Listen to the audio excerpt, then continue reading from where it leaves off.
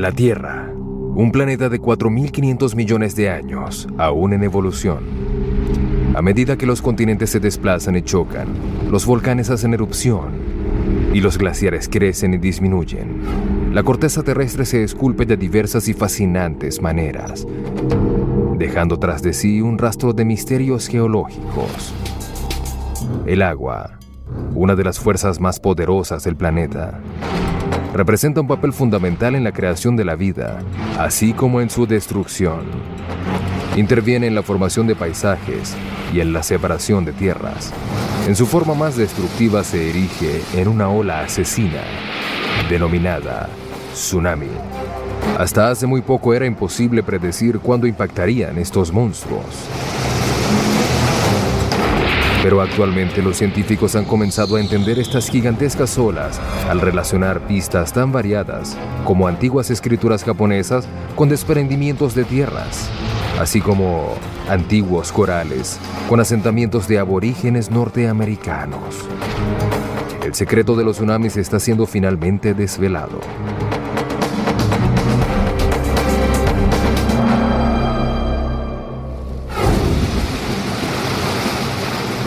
Los tsunamis, una de las fuerzas más desastrosas de la naturaleza. Olas gigantescas que viajan a una velocidad mayor que la de un avión y pueden atravesar océanos completos en cuestión de horas. Son capaces de triturar edificios, vehículos, cualquier cosa a su paso. A simple vista, uno nunca pensaría que esa agua que apenas llega a la costa pudiera causar tanto destrozo. En realidad, sus corrientes son muy rápidas y se lleva todo lo que esté a su paso.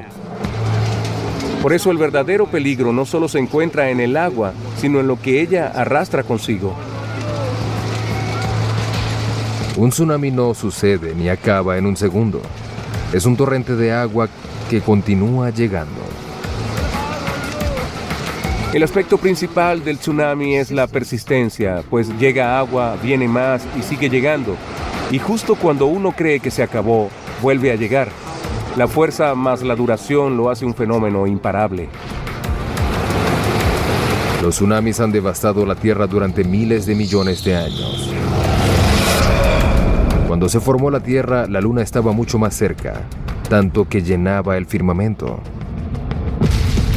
Su fuerza gravitacional era más fuerte, por lo que generaba olas gigantescas de más de 800 metros de altura que recorrían los primitivos océanos. ¡Oh, por Dios! Hoy en día los tsunamis son una amenaza para las costas alrededor del mundo. Los tsunamis han ocurrido y seguirán ocurriendo por siempre en la Tierra. Sin embargo, pareciera un fenómeno más reciente, pues es a partir del incremento de la densidad poblacional y del desplazamiento y emigración de la gente hacia las zonas costeras que nos hemos vuelto mucho más conscientes sobre los peligros de los tsunamis. En Japón comenzó la investigación sobre qué originó a estas monstruosas olas hace más de 1000 años. Este país se caracteriza por ser la zona más álgida de tsunamis del mundo. Sus costas han sido las más vapuleadas por estas descomunales olas, más que cualquier otra parte del planeta.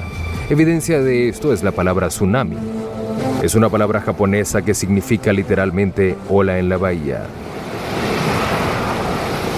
Japón tiene el mayor registro de tsunamis en todo el mundo. Los registros datan desde el 684 después de Cristo. Al estudiar los registros puede determinarse que este país ha sido golpeado en promedio cada 7 años. Los escritos samurái hablan sobre la gente que vivía en la costa y que corría hacia las tierras altas cada vez que sentían un terremoto.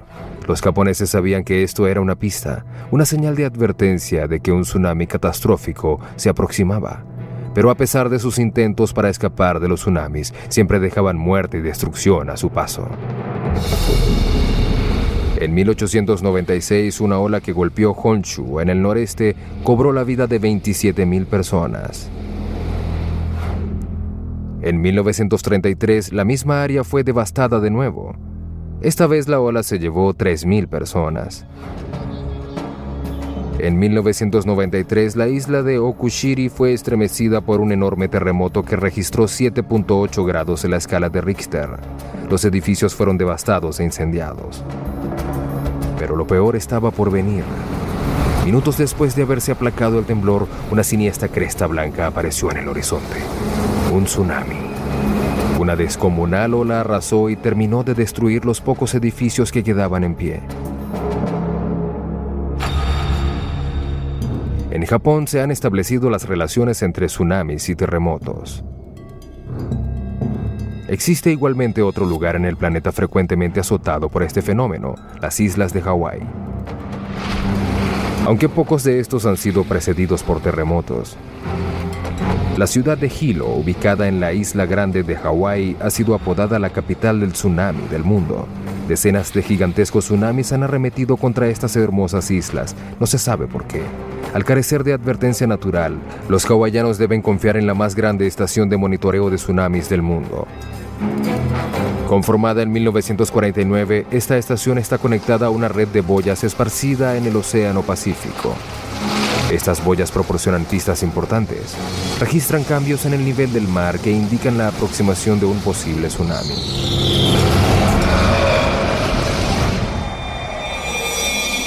En 1960, los científicos experimentaron un gran avance. Finalmente fueron capaces de resolver el profundo misterio de los tsunamis en Hawái.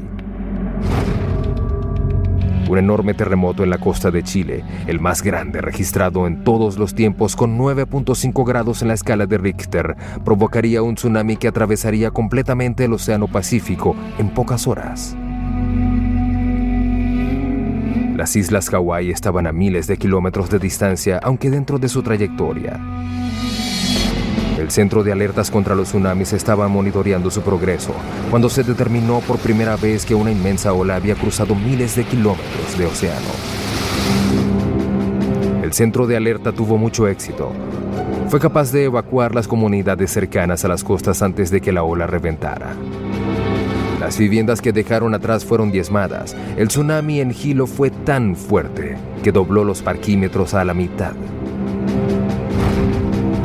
La ola continuó su camino hasta Japón sin perder nada de su fuerza. Este fenómeno del ancho del Pacífico cobró la vida de más de 2.000 personas y dejó millones de dólares en destrucción.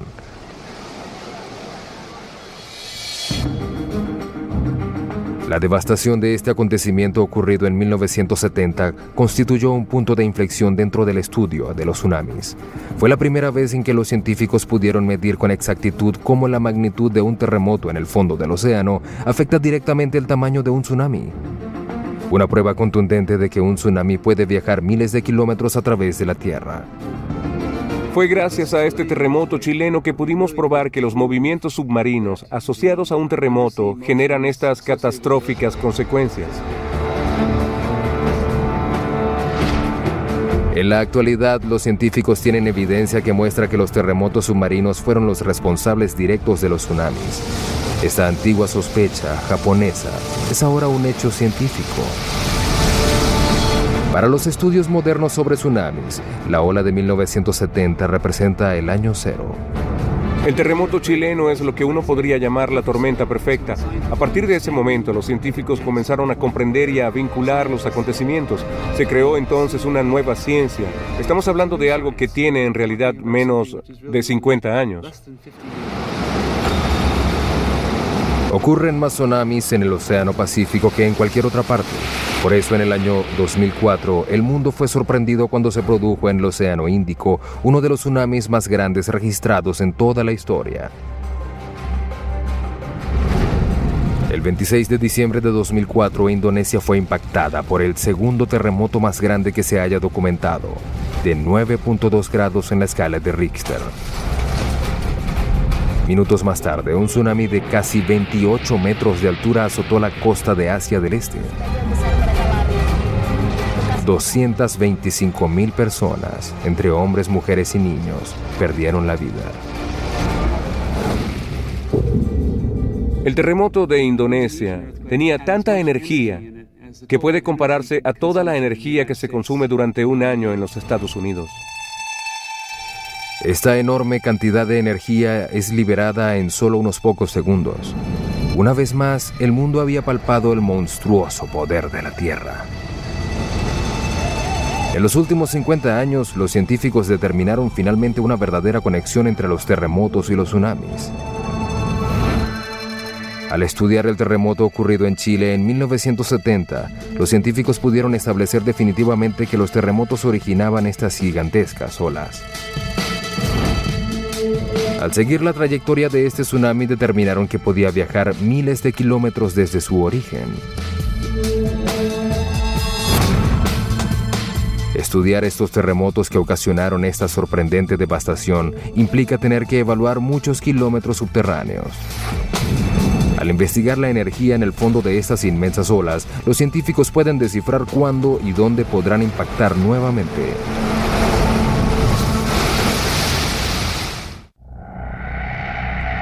Estas dramáticas imágenes de las secuelas del tsunami ocurrido en 2004 en el Océano Índico muestran los estragos que produce un fenómeno como este. Es casi imposible imaginar que algo como eso pueda suceder aquí en el noroeste del Pacífico. Pero el catedrático Brian Atwater cree que un evento como el tsunami de 2004 puede algún día también suceder en esta zona. Le intrigaban los relatos populares basados en cuentos folclóricos de aborígenes norteamericanos que hablaban de descomunales olas que barrían tierra adentro. Estas historias lo convencieron de que inmensos tsunamis, generados ahí mismo, han reventado y podrían golpear nuevamente, constituyendo una amenaza para las decenas de miles de personas que viven en la costa del Pacífico. Para saber si su teoría era correcta, debía conseguir evidencia de las olas gigantescas que oculta este paisaje. Para estar seguro de este tsunami, también tendría que encontrar evidencia del terremoto que lo originó. El punto de inicio de Atwater es el río Copalis, en el estado de Washington, apenas a unos cuantos kilómetros de las extensas playas arenosas que hacen de esta zona un destino turístico. En las orillas de este estuario permanecen enterrados miles de años de historia. Este es uno de los trabajos más sucios dentro de las ciencias. Buscar evidencia de terremotos significa trabajar con lodo, pero vale la pena. Atwater ha encontrado señales de un tsunami potencial. Aquí en esta orilla hay una pista suministrada por la naturaleza, este surco. Surcos como estos son comunes donde los tsunamis han dejado mantos de arena. Luego la subida de las corrientes y las olas extraen los granos de arena de las orillas y solo dejan el lodo. Atwater tiene que excavar profundamente para ver si consigue lo que busca, una capa de arena que pudo haber sido desplazada por un tsunami varios kilómetros tierra adentro. Bien, ahora pueden ver la arena. ¿Qué la trajo hasta aquí? Quizás pudo haber sido un tsunami. Para comprobar que era arena proveniente de un tsunami, debe continuar la búsqueda lodosa de Atwater. También debe encontrar una prueba de que la tierra que rodea al río había sido movida hacia arriba o hacia abajo, señal inequívoca de un terremoto. Luego de trabajar intensamente, Atwater consiguió lo que buscaba, evidencia irrefutable, tanto de terremoto como de tsunami. Esta vez había también costo humano. Aquí tenemos evidencia de una caída abrupta de tierra. También podemos observar un tsunami asociado. En este caso hay evidencias humanas. Este era un campo de pescadores.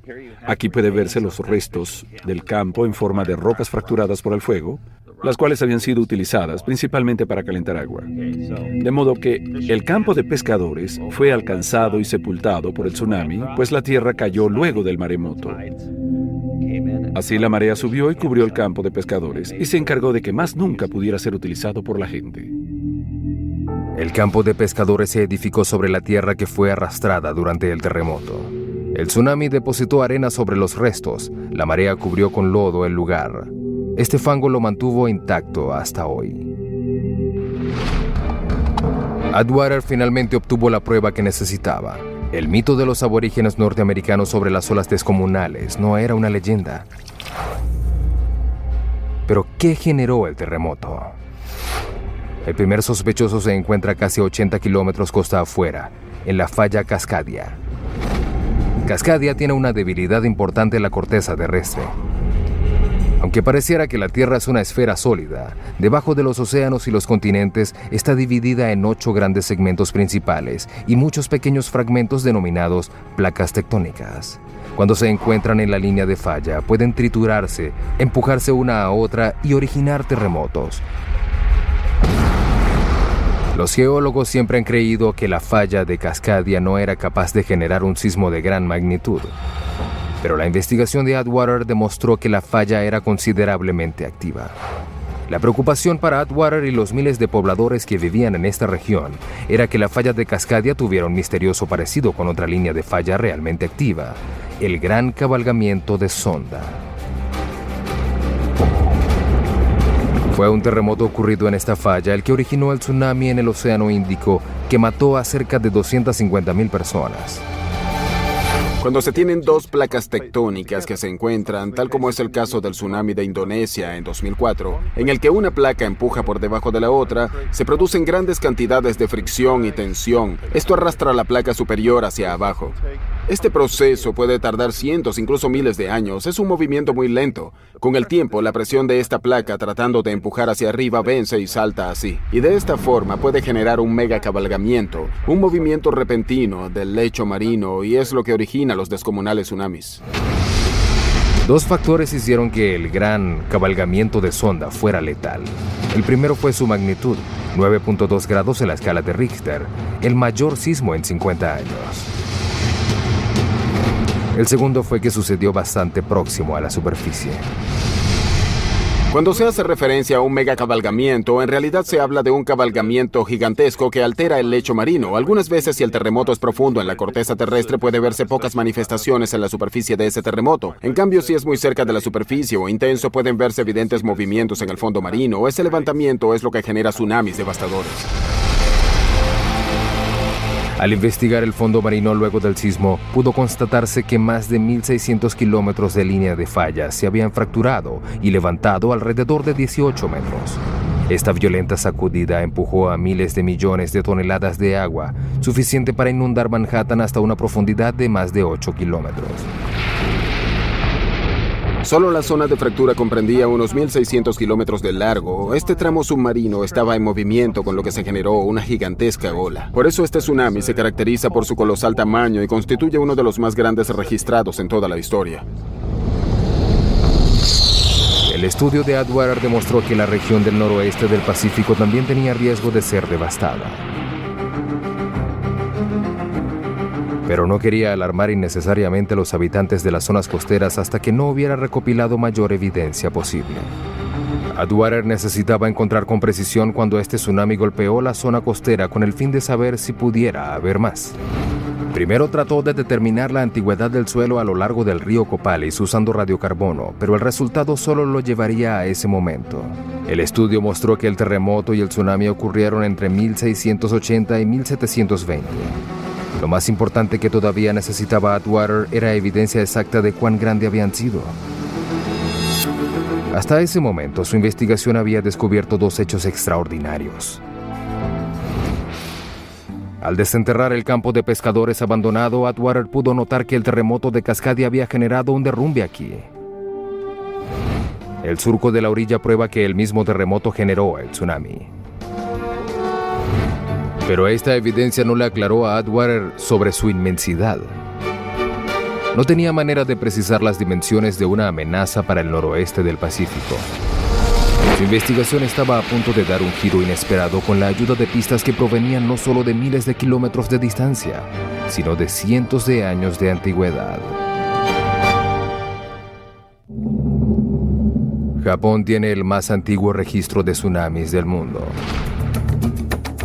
Los escritos de los samuráis hacen referencia a un descomunal tsunami en 1700 que arrasó la costa este de Japón. Golpeó sin previo aviso y destruyó poblados enteros. Los científicos japoneses estaban desconcertados por el origen de esta gran ola, ya que no había sido precedida por ningún terremoto que alertara a los aldeanos. La ola misteriosa fue apodada el tsunami huérfano. En Estados Unidos, la investigación de Brian Atwater sobre el enigma que encerraba el terremoto y el tsunami de Cascadia necesitaba mayor información. No tenía cómo determinar con exactitud ni la magnitud ni la fecha del evento. Solo sabía que se había producido entre 1680 y 1720. Pero para los científicos japoneses las fechas de Atwater fueron una revelación. ¿Podría este evento haber sido el causante de su tsunami huérfano 300 años antes? Dijeron, tenemos esto, un tsunami al que le hemos tratado de encontrar un origen en 1700. Por eso creemos que el terremoto asociado sucedió en ese año, específicamente en la noche del 26 de enero de 1700 y tuvo una magnitud de 9 grados. El terremoto de Cascadia, que produjo una ola con suficiente energía para cruzar todo el Océano Pacífico hasta Japón, tenía que haber sido al menos de magnitud 9. Esto se aproxima al equivalente monumental terremoto del Océano Índico. Terremotos como este tienen tanta energía que pueden desplazar con facilidad un tsunami por todo el océano. Es muy difícil calcular la cantidad de energía emitida y resulta complicado explicarlo de forma que todos puedan entender. Podríamos compararla con fuerzas descomunales como las de varias Hiroshimas, mejor dicho, cientos de Hiroshimas. Pero los tsunamis no son solo olas inmensas, también muy rápidas. La gran diferencia es la escala de la ola. Normalmente tiene una extensión entre 5 o 6 kilómetros. No es tan alta cuando se forma. Mide entre 90 centímetros y 1,5 metros de altura, pero se desplaza muy rápidamente. Su recorrido alcanza una velocidad que está directamente determinada por la profundidad del agua. Mientras más profundo es, mayor será la velocidad de su movimiento. En aguas profundas esta ola se desplaza más de 160 kilómetros por hora. El tsunami es engañoso. Se acelera en agua profunda, aunque pareciera ser completamente inofensivo y apenas perceptible. Pero cuando se acerca a la costa, la ola se transforma en un asesino mortal. Es en ese momento que puede apreciarse la verdadera fuerza del tsunami. A medida que la ola llega a agua superficial y se aproxima a la costa, reduce su velocidad. El agua poco profunda disminuye el paso de la ola, baja de 800 a 640, a 480, a 320, va disminuyendo. Pero la parte trasera de la ola va a toda velocidad. Todo se acumula allí, por eso los tsunamis son tan destructivos. Esta gran velocidad y energía evidencia cómo los eventos ocurridos en Cascadia pudieron devastar las poblaciones costeras de Japón, cómo un terremoto en Chile pudo diezmar Hawái, y cómo el terremoto ocurrido en el Océano Índico pudo erradicar casi 250,000 de personas. Si un sismo como este sucediera en Cascadia, la destrucción en la zona costera del noroeste del Pacífico sería catastrófica. Para estar seguro sobre la magnitud de esta amenaza, Brian Atwater debe estar 100% seguro de que estos dos tsunamis sucedieron en la misma fecha. Al investigar a fondo el estuario del río Copalis, encontró un lugar que podría tener la información que había buscado: un bosque fantasma. Esta raíz de abeto muestra restos de un bosque que incluye el bosque fantasma de cedro rojo occidental que tenemos detrás de nosotros y que fue derribado por la marea durante el terremoto de Cascadia. Este bosque fantasma está conformado por troncos secos de cedro rojo occidental. Se extinguió primero por la tierra que cayó, luego por la marea que inundó la zona con agua salada. Esta área pudo estar alguna vez cubierta por un denso bosque. Pero en la actualidad, solo troncos marchitos resistentes a la putrefacción como el cedro rojo occidental continúan aquí.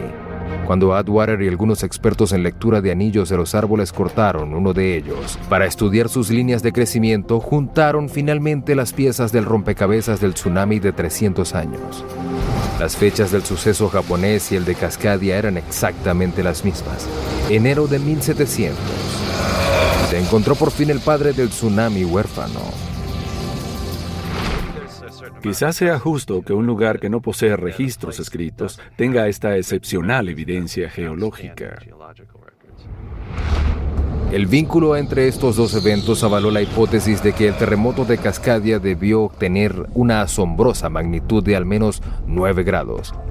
Lamentablemente es casi seguro que no ha sido la única vez que Cascadia ha sacudido a esta zona. Atwater cree que ha encontrado pruebas de una serie de tsunamis de 5,000 años de antigüedad.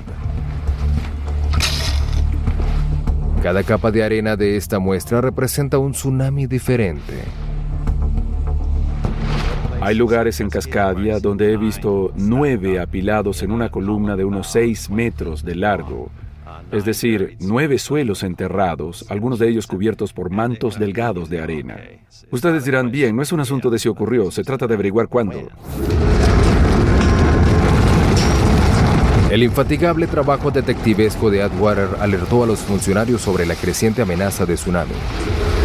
Como resultado, las ciudades a lo largo de la costa del estado de Washington han estado preparándose para la catástrofe potencial.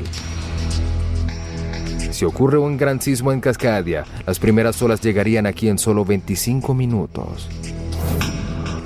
Hay signos de alerta de tsunamis en las carreteras, así como sirenas listas para advertir la aproximación de una ola.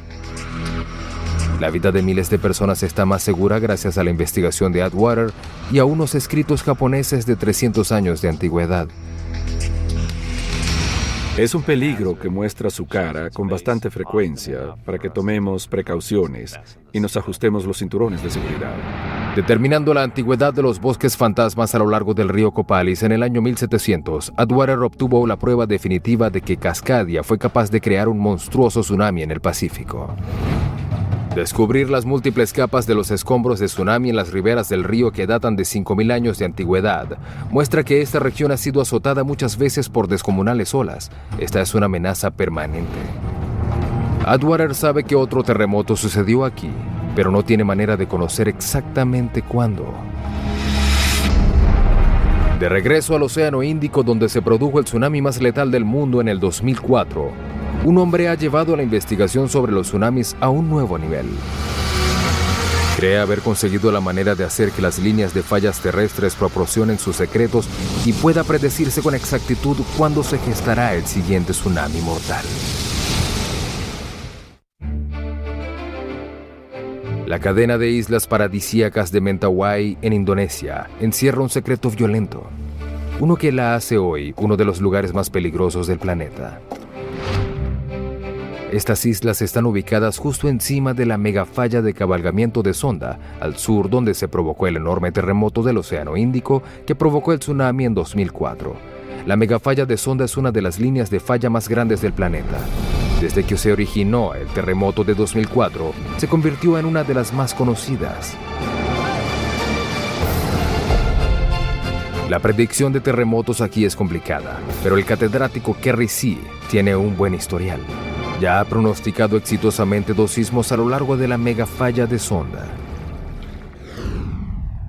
La clave para prever un tsunami con certeza consiste en anticipar cuándo y dónde sucederá un terremoto. Para esto, los científicos deben hurgar en el pasado. Si se quiere responder preguntas sobre terremotos que suceden aproximadamente cada 100 o 1000 años, entonces debe encontrarse un instrumento geológico que permita detectar esos terremotos.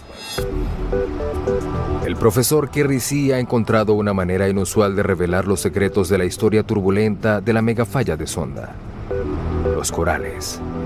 Estos atolones coralinos se forman de restos de piedra caliza de millones de diminutas criaturas. Cada generación va construyendo sobre los sedimentos de la última generación. Con el tiempo el atolón se hace cada vez más grande. Mientras los corales se mantienen bajo el agua, van floreciendo, pero una vez que salen del agua, perecen. Los terremotos son responsables por la muerte de los corales que quedan por encima del nivel del agua de estas playas. Aquí pueden encontrarse corales de diferentes edades. El profesor C. tiene condensados 1000 años de historia ante sí. Pero para desentrañar el secreto histórico encerrado en los corales, él y su equipo deben tener una delicada aproximación. Lo que vemos aquí es lo que observamos en las muestras que acabamos de tomar de un microatolón coralino. Lo importante en esta cabeza de coral es que registra la caída repentina de unos 40 centímetros por debajo de este nivel. Bajo este punto el coral muere, la isla se eleva y la marea se ubica por debajo de aquí. Con la marea baja, todo lo que crecía por encima moría. La forma de los corales registró el hundimiento de las islas Mentawai a medida que son literalmente aladas hacia el fondo por la megafalla de Sonda. Pero lo más importante es que también los corales recogen evidencia del momento en que estas islas se elevaron fuera del agua durante un terremoto. Entre sismo y sismo, las islas son hundidas nuevamente hacia el fondo por la falla, en un ciclo interminable. Hay que imaginar que esas rocas son verdaderamente elásticas. Tenemos un trampolín, el saltador camina sobre esta, salta y la plataforma se curva, vuelve a saltar hasta lanzarse al agua. Y cuando salta, el trampolín no se queda estático, no se para, sigue curvándose, es elástico. Las rocas actúan de la misma forma porque también son elásticas. Así, cuando la plataforma india se hunde, esta ala consigue la sección de Sumatra. Más adelante se fractura, entonces salta como un trampolín. Al estudiar los corales en todas estas playas, el catedrático sí descubrió un patrón constante de este ciclo. Cada 200 años, un terremoto de colosales dimensiones golpea ferozmente a estas islas. Lo que tenemos aquí en Sumatra, en estos corales, es lo que yo llamo el santo grial de la ciencia sísmica, de la paleosismología. Esto significa un gran registro de muchos ciclos, de 1000 años de historia de terremotos. Pero cuando el geólogo evaluó más detenidamente, notó que el ciclo era más complejo. Cuando cortamos una losa podemos apreciar eso con más detalle porque podemos ver lo que llamamos la estratigrafía, la disposición de las capas y cómo esta disposición se relaciona con el cambio de la marea. Lo que vemos aquí son las bandas anuales de crecimiento, de modo que pasaron 10 años entre este terremoto y este terremoto. Los corales no solo registraron que un terremoto monumental y un inmenso tsunami sacuden esta zona cada 200 años, sino que están siempre acompañados de pequeños sismos. Esto en un ciclo dentro de un ciclo, un superciclo. Y al contar las capas de crecimiento de los corales, el geólogo puede saber exactamente las fechas en que estos terremotos ocurrieron. Aquí vemos una secuencia que va entre 1350 y 1370. Hay otra secuencia entre 1570 y 1600. También hay otra secuencia entre 1797 y 1833. Todas están separadas por 200 o 230 años. Esta información es trascendental para los habitantes de las Islas Mentawai, que no poseen historia escrita. Pero el estudio del profesor Xi no terminó aquí. Luego de desenterrar la historia de los corales, cree que ahora puede pronosticar el futuro para estas islas. Y ha tenido éxito. El catedrático Xi comenzó su investigación aquí en 1993 y pronto se daría cuenta de que un terremoto era inminente. Las Islas Mentawai estaban a punto de iniciar su siguiente superciclo. Muy bien, sientan un terremoto. En septiembre de 2007 se comprobó su teoría cuando un terremoto sacudió las islas lo suficiente para generar un pequeño tsunami que destrozó casas y escuelas. La historia se repite tal y como predijo que ocurriría. En cualquier momento puede producirse un terremoto de mayor magnitud y generarse un tsunami más peligroso. No ha habido más fracturas desde 1797, desde que George Washington era presidente de los Estados Unidos. Sabemos que estamos en una secuencia de al menos 3 terremotos gigantes y esperamos otro más. La pregunta es si el terremoto y tsunami se producirán en los siguientes 30 minutos o 30 años. Gracias al estudio del profesor Xi, los pobladores de estas islas tienen tiempo para resguardarse. Cuando llegue la ola ya estarán preparados. Los terremotos son pronosticables si se cuenta con información sobre su comportamiento en los últimos 1000 años o durante 2, 3 o 4 ciclos. Puede hacerse un pronóstico importante para que la gente que vive en la zona pueda tomar previsiones al respecto.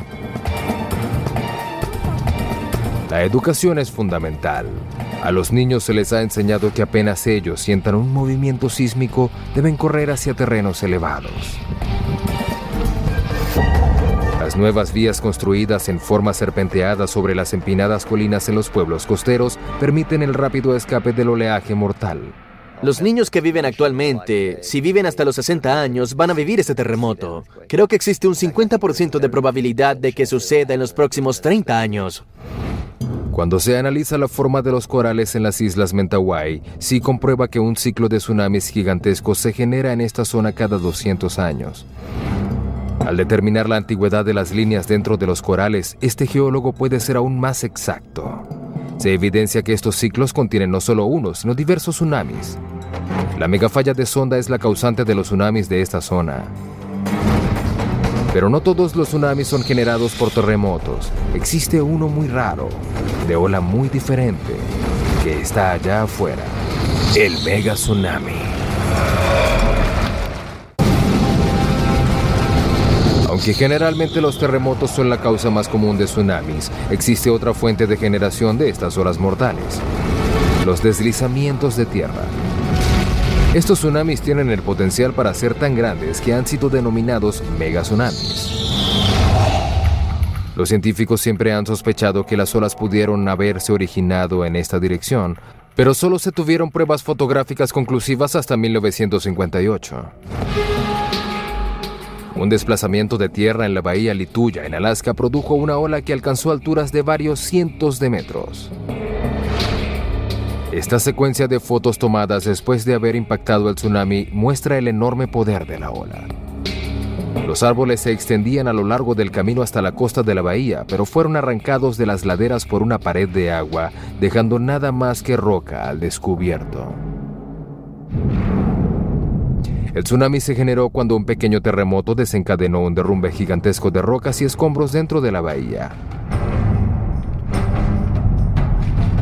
La ola resultante fue más grande que la torre del Empire State. Esto asombró a los científicos alrededor del mundo.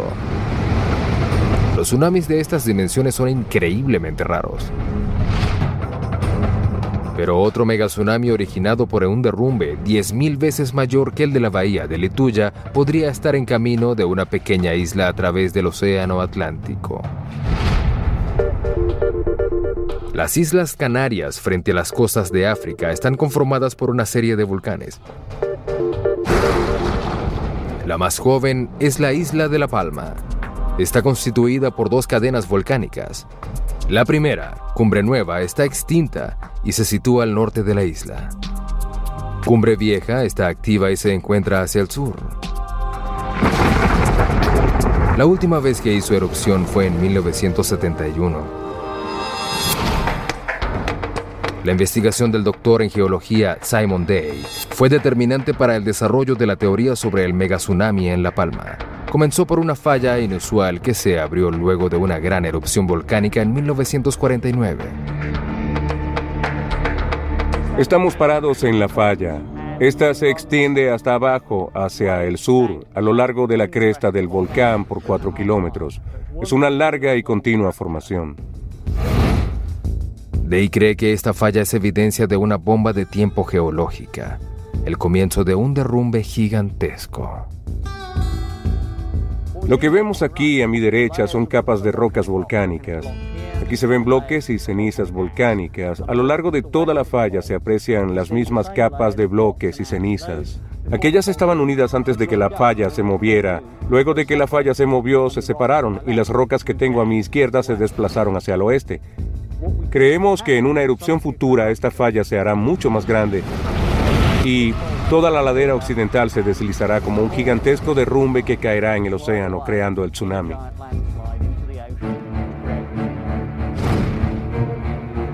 Este desplazamiento de tierra arrastrará completamente la sección suroeste de La Palma, es decir, 1/6 del territorio total de la isla. Caerá estrepitosamente al Océano Atlántico en un descomunal derrumbe. Lo que vislumbramos es que toda esta línea costera y la ladera que se extiende hasta la cresta del volcán que está detrás de las nubes, toda esa gran masa de roca puede venirse abajo en un único y gigantesco deslizamiento hasta el océano, empujar el agua y generar como consecuencia una ola de tsunami.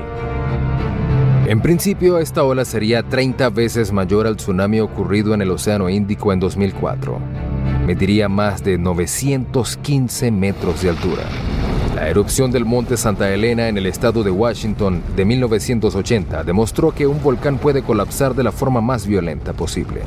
Fue impresionante, pero el colapso de Cumbre Vieja podría tener 200 veces el volumen del Santa Elena. 2 billones de toneladas de roca serían arrastradas al océano a gran velocidad. La ola resultante se orientaría directo al Atlántico. Esa ola, por supuesto, se dispersaría y dividiría en olas pequeñas, pero aún así, y después de atravesar el Atlántico y reagruparse nuevamente, por ejemplo, en la costa este de los Estados Unidos, en el Caribe o en el norte de Brasil, esas olas allí que hemos pronosticado tendrían todavía entre 9 y 31 metros de altura. Sería tan o más grande que el tsunami que arrasó Sumatra en el 2004.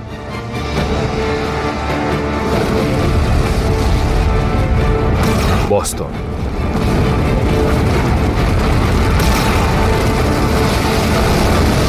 Nueva York. Incluso Miami estaría amenazada por el impacto de olas gigantescas.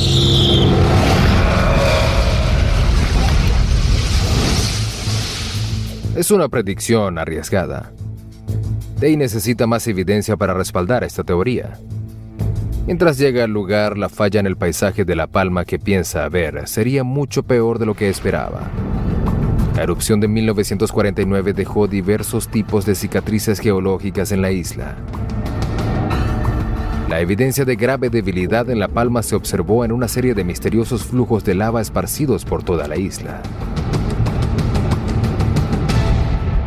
Una de las características de la erupción de 1949, que es inusual, es que en lugar de comenzar en una fisura y continuar, existe una serie de fisuras volcánicas abiertas en diferentes partes de la isla. Cuando Day trazó estas debilidades en el mapa, llegó a una conclusión alarmante. La falla era mucho más grande de lo que sospechaba. El área que está potencialmente afectada es mucho mayor que la longitud de la falla en la cresta del volcán. Esto indica que se extiende 16 o 24 kilómetros desde la cima. Este conjunto creciente de evidencias demostró que la falla no solo era una simple grieta en la superficie de La Palma, sino una fisura profunda que alcanzaba cientos de metros bajo las bases de la isla.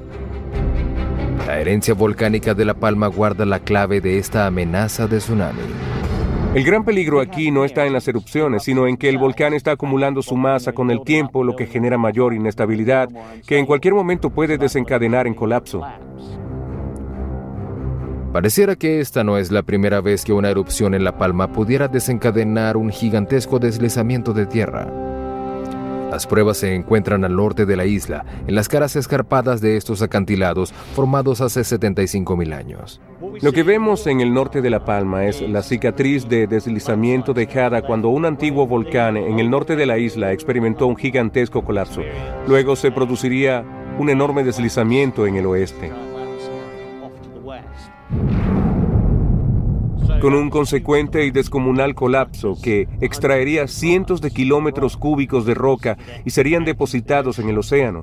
Esta es la clase de fenómenos que creemos que volverán a ocurrir en el futuro en Cumbre Vieja. Es casi seguro que este antiguo colapso ocurrido en el volcán Cumbre Nueva haya producido una ola monumental. Quizás el próximo colapso no esté tan lejos.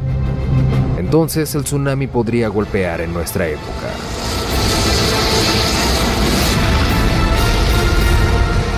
Aunque estos fenómenos parecen extraordinarios, no lo son tanto en términos humanos, al considerar los efectos de los tsunamis si llegasen a golpear la costa este de América del Norte y causar una descomunal devastación parecida a la de Sumatra.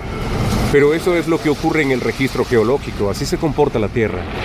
A pesar de que los tsunamis han sido documentados durante miles de años, no fue sino hasta el siglo pasado cuando los geólogos pudieron probar la estrecha relación que tienen con los movimientos de tierra. Al analizar la información del gran terremoto ocurrido en Chile en 1960, los científicos pudieron finalmente relacionar los terremotos con tsunamis. Al desenterrar unos asentamientos de aborígenes norteamericanos, se comprobó que la línea de falla de Cascadia, en el norte del Pacífico, era una amenaza continua de tsunamis. Los corales del Océano Índico probaron que algunos terremotos que generaron tsunamis seguían un patrón regular en el que impactaban contra la misma zona en intervalos de tiempo constante.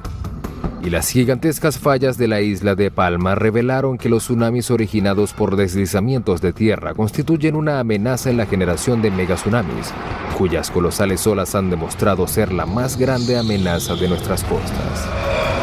Los tsunamis son parte inevitable de la estructura dinámica de la Tierra.